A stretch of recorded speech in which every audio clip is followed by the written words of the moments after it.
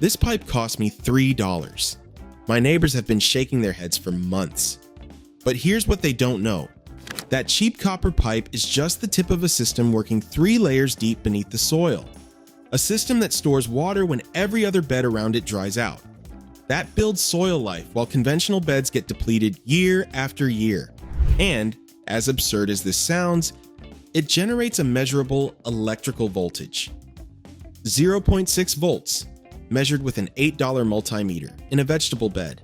The fertilizer industry doesn't talk about this, and in a few minutes you'll understand exactly why. Stay with me, because what's happening under that soil will change how you think about gardening forever. His name is George, retired carpenter, assigned a small garden plot with sandy soil, almost no humus, and the same frustrating story every single year. Water, fertilize, hope. His neighbors buy fertilizer, install drip systems, spend money every season. George buys nothing. Instead, in his first fall, he collects everything his neighbors throw away. Branches, trunk pieces, leftover wood from his shed. He pours charcoal over it, and in the center of the bed, he pushes in a copper pipe, the cheapest one at the hardware store. The neighbor comes over, looks at the hole full of wood, frowns. "George, what are you doing? That's not a garden bed, that's a hole full of firewood." Georg's answer, "Just wait." Summer 2021, drought. 3 weeks with almost no rain. Every bed around Georg's plot looks like a lunar landscape, cracked, dusty, gray. Georg's bed? Dark, moist, firm. He still waters, but only half as much as everyone else. Fall 2022. The neighbor comes by again, this time with a completely different expression on his face. What George showed him that day, I'll get to in a moment. But first you need to understand what actually happened underground. Hügelkultur was standard practice in Europe for centuries. Terra preta fed the Amazon for thousands of years. Copper has been used in agriculture since the 1800s. Then came the industrialization of farming. Fertilizer became a product. Plant protection became a subscription. Irrigation became expensive technology. The system I'm showing you today, one you build once that then reinforces itself for 30 years, has no business model. That's why nobody promotes it. A bag of fertilizer costs $20 every year, again and again. A buried branch costs nothing. Once?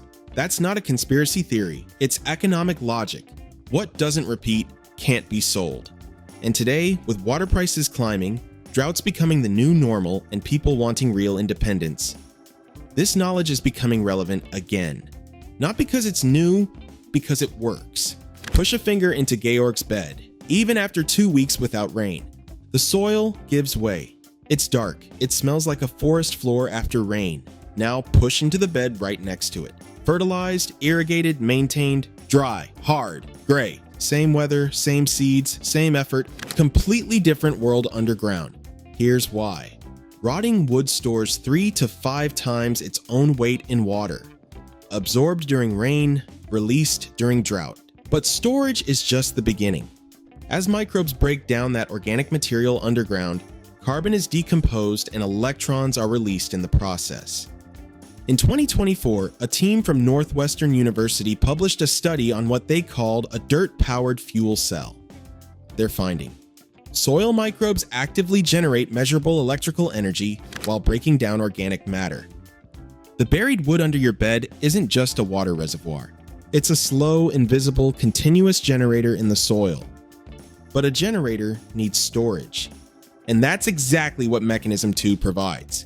Charged biochar has an internal surface area of up to 300 square meters per gram. 1 teaspoon contains more surface area than a tennis court. Every pore is a habitat. Every pore is a storage unit.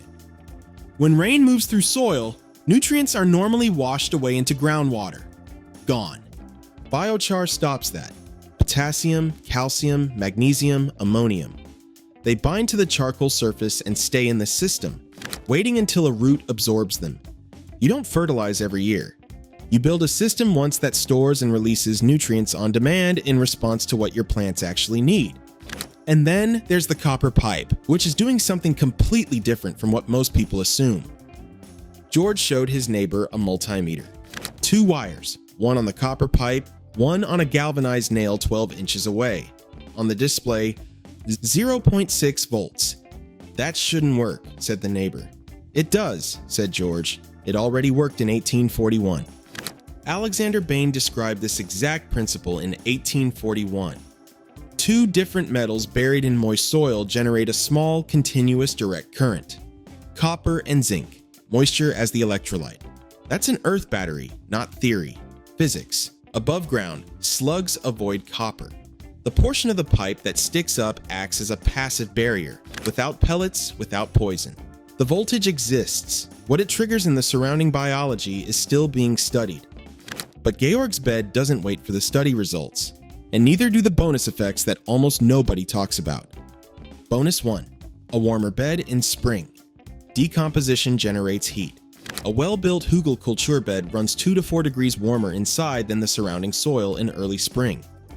Earlier sowing. Longer harvest window. Higher yields, with zero extra effort. Bonus 2. The system gets better every year. Conventional beds lose humus annually unless you actively rebuild it. This system runs in reverse. The more the wood breaks down, the more humus is created. The more microbial activity, the more stable the entire structure becomes. From year 3 onward, the bed runs noticeably differently. From year 5, almost no input required at all. Georg's bed in year 6? His neighbor stopped asking questions and started digging. Which brings us to the build. 5 steps. No special tools. Total cost under $20. Step 1. Dig the foundation. Excavate the bed about 24 inches deep. At the bottom go the largest pieces. Logs, thick branches, coarse deadwood.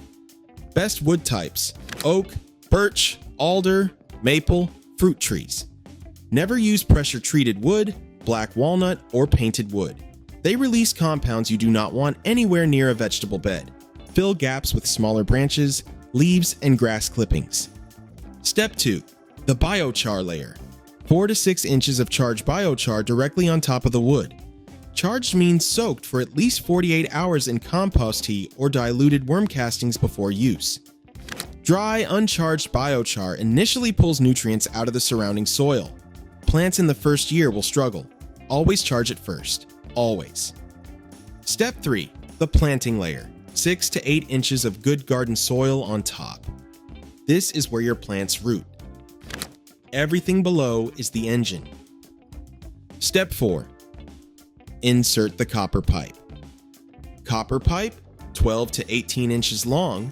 Lightly sand the surface to remove the oxide layer. Drill a few holes near the bottom for better soil contact. Push vertically into the center of the bed. 4 to 6 inches remain above ground. Step 5, optional, the zinc nail. Push a galvanized nail into the soil 8 to 12 inches from the copper pipe. Connect a multimeter. You'll see the voltage. One important note: too much copper or zinc concentrated in one area will harm soil life. 1 pipe, 1 nail. That's the ratio. That's it. 1/2 day of work, and then the system takes over.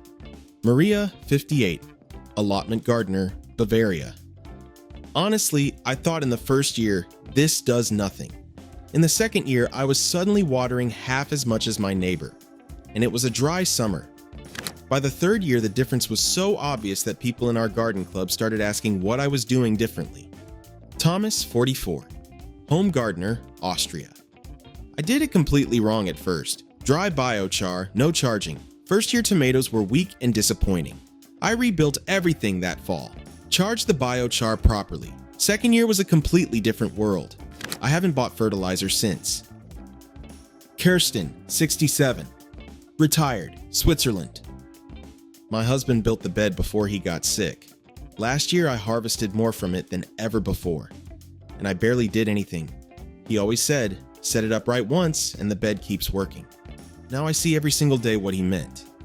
Georg's neighbor has a copper pipe in his bed now. He waited 3 years before he believed it. Then he stopped asking questions and started digging. You now know what most gardeners will never look up. Built from materials your neighbors are throwing away right now for under $20. 1 afternoon of work, 30 years of a bed that feeds itself.